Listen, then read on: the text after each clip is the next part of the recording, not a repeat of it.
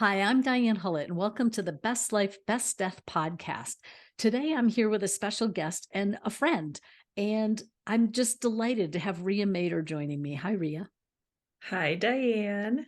Hi, Rhea. Rhea and I got to know each other through the Conscious Dying Institute training, which we both took a few years back, and then subsequently went on to be, teaching assistants for CDI and teach the Conscious Dying Educator course along with another colleague. And I think Rhea just brings a tremendous amount to these kinds of discussions about end of life and families and the dying process. So I was really excited that she said she'd come on and talk to me. Why don't you kind of introduce yourself, Rhea? Because I think you bring such an interesting mix of background to this work. Yeah, thank you. As you were saying that, I was reminded of when we met in our doula training, and you reached out to me and you said, "Hey, my mom's name is Rhea," and I was like, "Oh, I love this person already because there's not very many people named Rhea." It's true. I know two Rheas. It's amazing. Yeah, so my background is training as an end-of-life coach, end-of-life doula, and an end-of-life educator through the Conscious Dying Institute. I have experience working in a nursing home as a chaplain assistant, chaplain associate. And then I also did a chaplaincy internship at a pretty big hospital. I'm from Kansas, and it was in Wichita, which is about an hour from where I live. So I'm in central Kansas. So I have I kind of call myself like I'm a very curious person. I think that I would be like a lifelong learner, if that's a way to describe someone. That was definitely me. I love how all of my pieces of work and training and even education from my interior architecture degree have come together to form some of the work that I do today, and also keep me really curious and interested in a lot of aspects of end of life work. So I also have a background in Reiki. I'm a Reiki master. And then I'm an intuitive meditation teacher, instinctive meditation teacher. And as you said, we both have some work working as faculty for the Conscious Dying Institute. And then I also mentioned my prior work to diving into end of life was working as a healing spaces interior architect. So that's kind of what I bring to the table.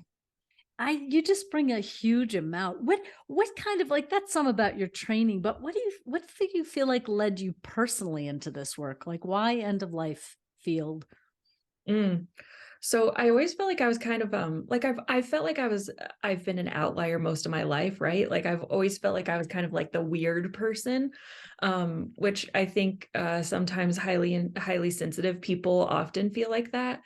Um, there are some background stories. So I have an experience with a baby being stillborn.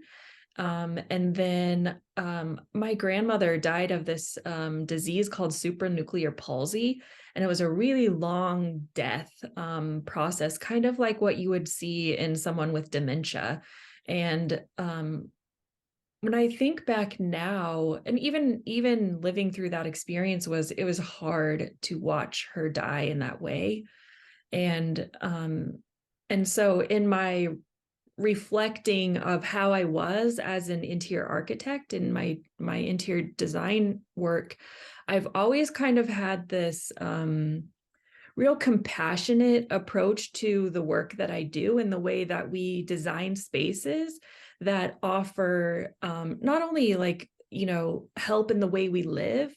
So part of my training as an interior designer was lead. So I approached it from the sustainability aspect, but also one of my certificates was certified living in place professional. And so I was really focused on how can I help people who maybe have some physical limitations, some other types of challenges. How can I help them live better? And I did a lot of that work in senior living facilities and in homes. So it kind of like was this merging when I ended up doing leaving that work and coming into end of life. So what really I think caused me to step away from my work in interior design, because I kind of sometimes feel this calling to like integrate it a little bit more than I have been in the past 5 years. But I think it's this real sense of um, not only offering more empathy in the way we are with one another, but in the way we design spaces for people to function in life. And, I think about like the simplest things, like pushing a baby through like a shopping mall in a baby stroller or something like that. But, it doesn't probably make sense to maybe some people listening, but I feel like there's all these like threads that you and I both love, like sewing and stuff. And so I think like making this quilt and like piecing all of these things together that maybe don't make sense to somebody else, but in my life, they have really created this incredible tapestry of what I bring to my work. Yeah, when you talk about too about spaces and how sort of things get in the way of how we inhabit those spaces, I think about your experiences in the hospital as a chaplain and just that experience of like dying in a hospital. Do you want to talk about that at all? Yeah. Yes, I think that's a perfect example too of how some of those ideas of my former work in interior design and my work as a chaplain and how I got to serve, but also myself, like how it was really hard for a highly sensitive person like myself to work in a hospital because there's not a place of respite. And so when a lot of, I would say at least half of my work was usually in the ER. A lot of the work was in like trauma rooms, ICU units, stuff like that. And um, there's not a lot of decompression that happens afterwards. And so, like for me, I was always searching for where do I go? And part of my internship was in the fall. And so I would get to go out and walk this courtyard that was in the middle of actually, it was like this little square in the middle of the building, this huge block. And I would walk around out there and, say prayers, like just breathe, be in nature. And so nature is very healing. Um, and so that was my experience, but I look at it from the patient experience too. And so we're in these very sterile and cold environments that aren't only in a way preventing of healing for the patient, for the families, for the people who are serving the medical teams, any way that happens, but it's very, yeah, very limiting. Yeah. What are there any ways that can be better? Did you have moments that felt better than others, or were you ever able to take family members out in the courtyard or remind them to go to those softer spaces as a way to be with the intensity of what was happening? Yeah, and the chapel. So that's another option, but so when we look at the scope of a building, like this huge block on a city block, and you think about the scope of the size of this building, right? And then there's these teeny tiny little spaces. So this like little courtyard that's as big as my backyard maybe, and then a chapel, like a teeny tiny little chapel. And so I think we just need to incorporate this more, like I'm looking at the plant behind you. And so how can we bring like elements of nature inside into the work that we're doing too? And that definitely comes into how we serve people at end of life too. So like, how do you want to be in a space that feels healing to you, that feels when I was doing interior design, I would always say, like, how do you want the space to feel like it's like giving you a hug? And so how can we create in that way? And I think that's the work that we're bringing to as end of life workers is like, how can we make this experience feel like it's a big hug to you? Yeah. What I think sometimes about whatever people's religion or whatever their spiritual beliefs are, it seems like there are themes that come up for people, whether they're, lying in a more comfortable space at home, or they've found themselves in a more, like you said, an ICU or a traumatic space, a trauma recovery kind of space. What kinds of themes have you seen arise for people? Mm. So in that, do you mean like how people are struggling to like kind of come to this place of making meaning? Yeah, yeah. Um, I would say that a lot of it comes back to like what matters. And when I say that, I'm like, it's a pretty big scope, right? So there are people who really find a lot of relief and a lot of comfort in like systems. So like an organized religion.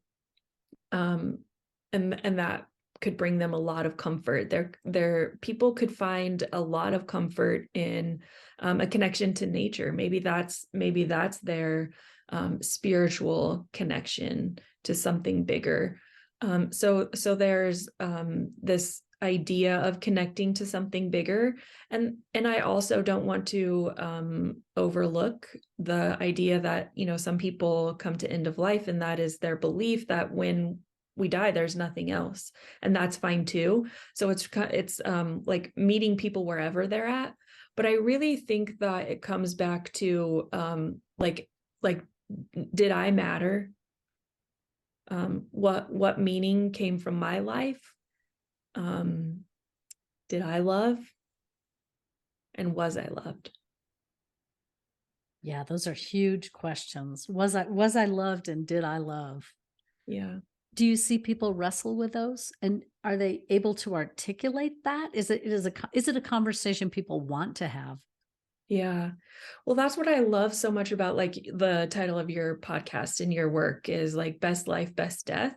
Because sometimes I think that how we move through life is indicative of how we can meet death.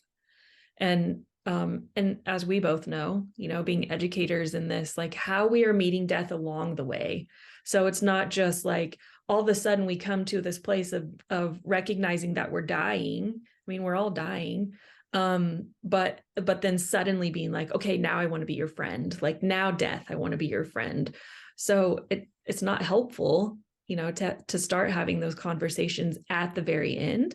But I think that when people are like diving into deep stuff, I have to be careful because I really am a person who's like, okay, let's just go right in.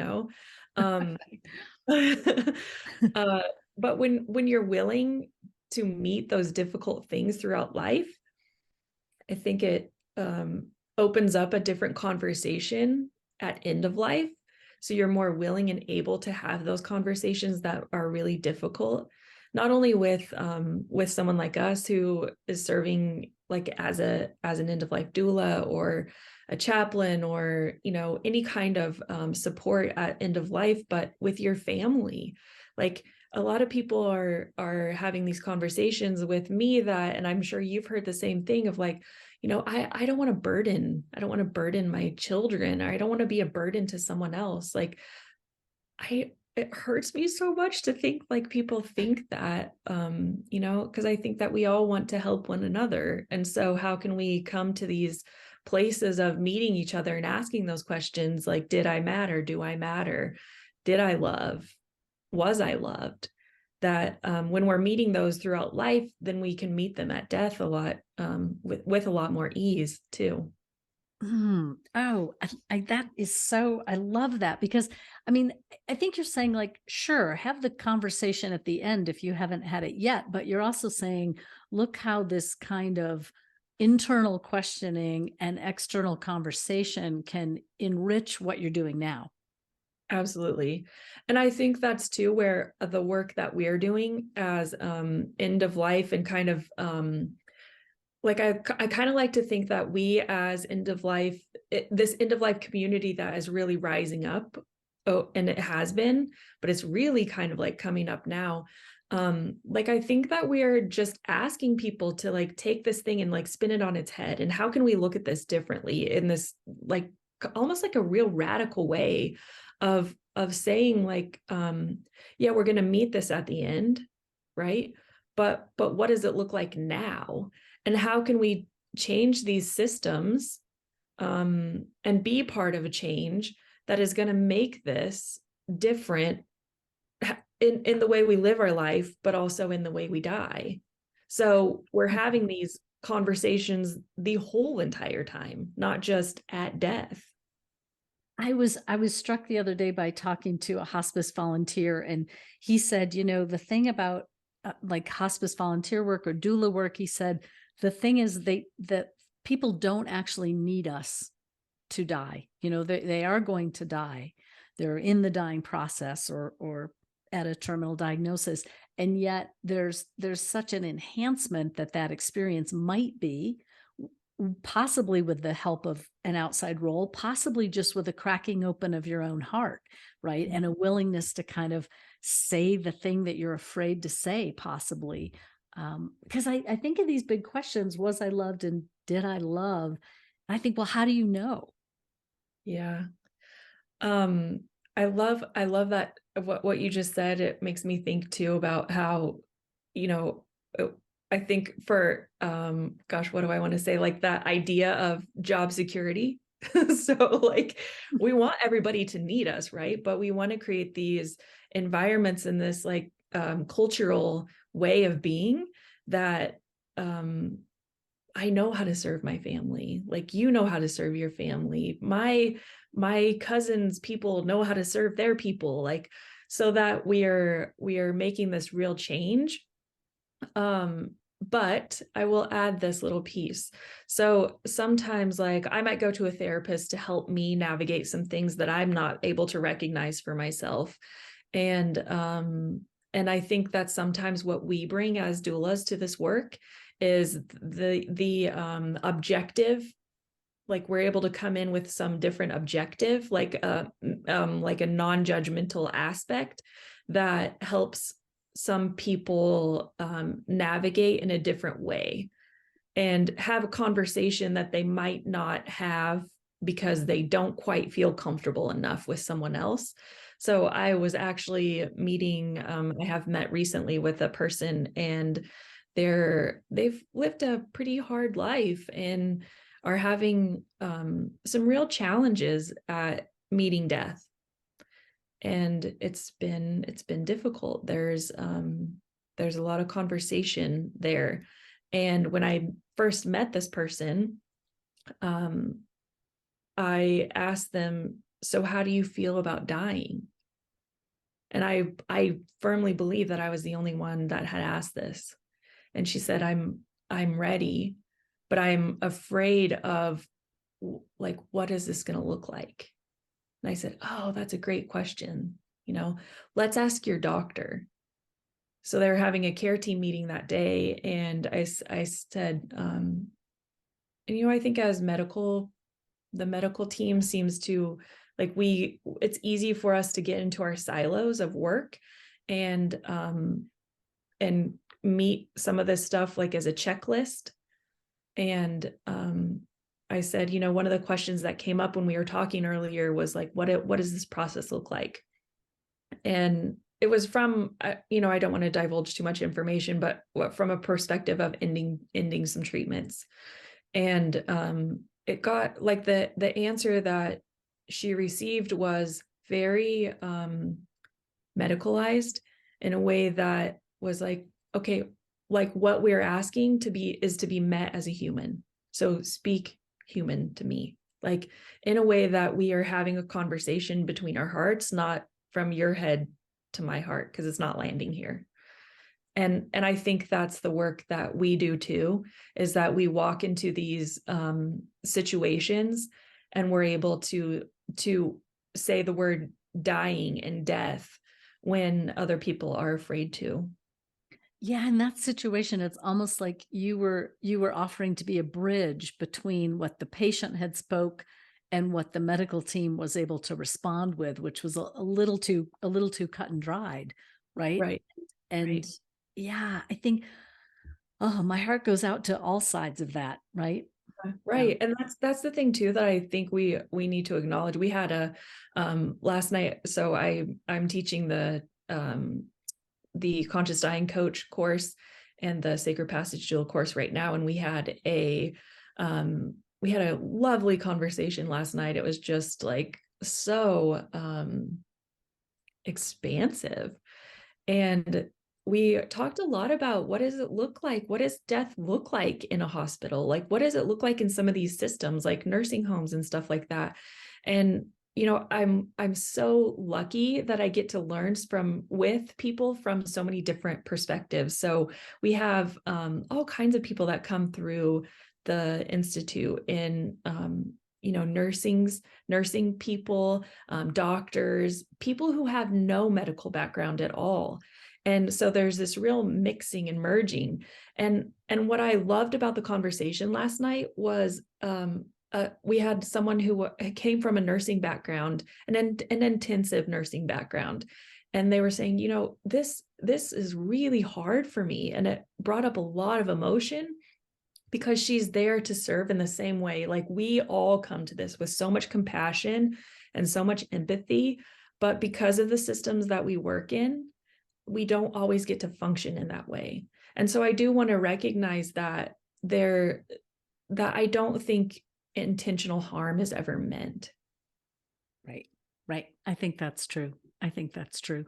And there's time, there's like a level of speed with which a lot of the medical community has to move through their day that Yeah. is simply fast. And it's hard to drop into full empathy. I mean, I think it's an exceptional person who can quickly change gears like that and drop into that kind of space with someone.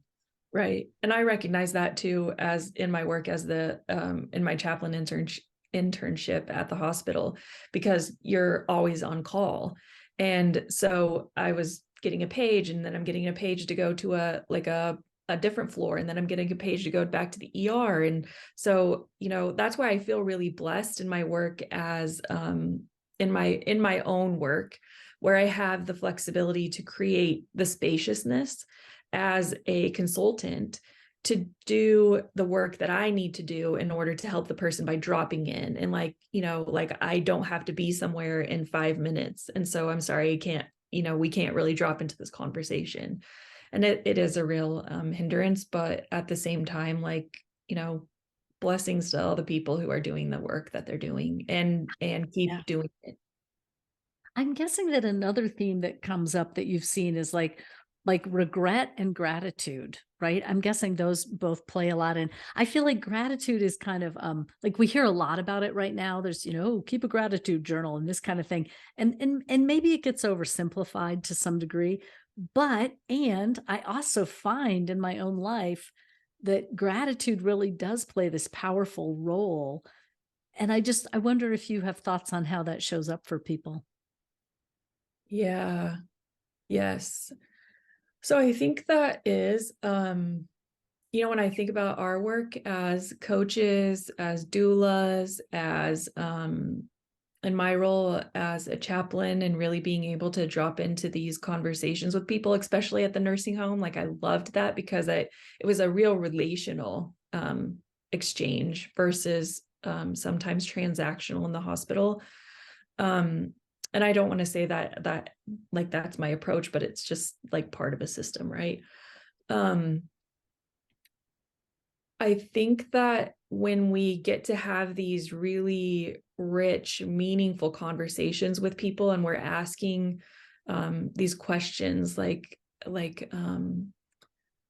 gosh, my mind isn't coming with one now, but when we're dropping into these places of this deep listening, people are able to reflect a little bit more, and it's that reflection of when we are able to think back to the past of like maybe regret or forgiveness is a big one that comes up. Forgiveness, and a lot of times I think that is what we hold for ourselves too. How can we forgive ourselves for the things that we did or didn't do? How can we forgive ourselves for not loving ourselves enough? Somebody recently said to me, and I don't remember if it was a Buddhist saying, but it was something like, if I asked you to list all the things that you loved, how long would your list be before you listed yourself? And I was like, oh, that's so powerful, so powerful. And I think that so many people could relate to that in the way that we serve. We're very giving people in these professions of service, but I think that that's normal for a lot of people to ask, and a lot of people to always want to give to others, but then put themselves last. And so I think forgiveness shows up a lot. And I think, back to this best life, best death, when we are living in this place of dropping in, and this is what I love about my meditation background too.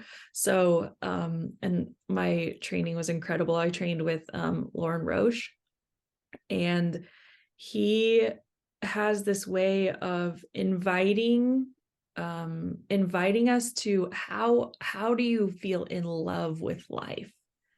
And I don't like, my source of feeling in love with life is being out on the trail, like walking, and just like being in nature, like heading out on the trail with my dog, animals, babies. So when we are pausing throughout life to notice, like the flowers and the birds and the little things, like pausing for those moments to like really listen to what your kids are saying. And I think that's what helps us live in these moments of gratitude for the little tiny things in life that really make a big difference. Beautiful. I love how you said that. I love bringing up the little things, because I think sometimes the big things take care of themselves while we're watching the little things. I don't know. Maybe that's too pat of an answer, but Yeah. well, thanks so much, Rhea, for everything you've brought. And you can find out more about Rhea's work at consciouslivingconsciousdying.com. Do you want to say anything about what you offer there? Yeah, so the site isn't actually like, I mean, it's up, you can go there and visit it, but there's nothing. It's all going to be like coming soon. I'm super excited. It's taken me about a year to arrive at this point of launching this website, and I'm really excited about it. It will be a compilation of a bunch of stuff for kind of like your work, best life, best death. So it's going to be some educational stuff, some stuff about how we gather in community, collaborations. I'm really excited about it. Fabulous. I love it. Yeah. Best life, best death, conscious living, conscious dying. I think we're sister organizations for sure. You're the rebel in Kansas, bringing it all. Great. Well, thanks so much for coming on. Yeah, thank you. You've been listening to the Best Life, Best Death podcast, and I'm Diane Hullett. And as I said, you can find out more about my work at bestlifebestdeath.com. Thanks so much for listening.